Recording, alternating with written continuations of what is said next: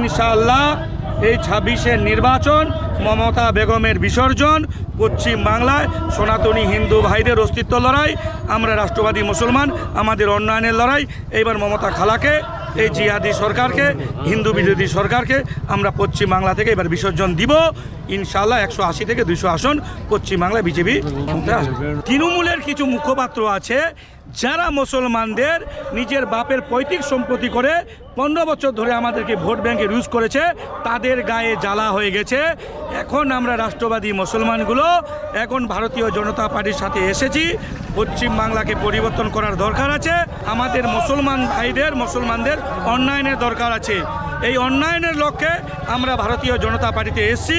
কিছু গ্রামের আমাদের কিছু মুসলমান আছে, কিছু এই তৃণমূলের জিহাদি মৌলবাদীরা তাদের ব্রেন আইওয়াশ করে রাখছে যে বিজেপি কি নাকি পশ্চিম বাংলায় আসলে মুসলমানগুলোকে বাংলাদেশ পাকিস্তানে পাঠাবে, ডিটেনশন ক্যাম্পে পাঠাবে, তাদেরকে বার করে নিয়ে আসতে হবে এই তৃণমূলের মিথ্যাচারের কাছ থেকে।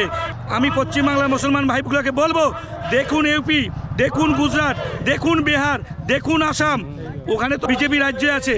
সেখানকার মুসলমানগুলো তো বাংলাদেশ পাকিস্তান মসজিদে তালা লাগে যায়নি, দরগাগুলোতে তালা লাগে যায়নি, সেখানে তো আজাদিতে আছে, সেখানে আরামসে লোক মাছ মাংস খাচ্ছে।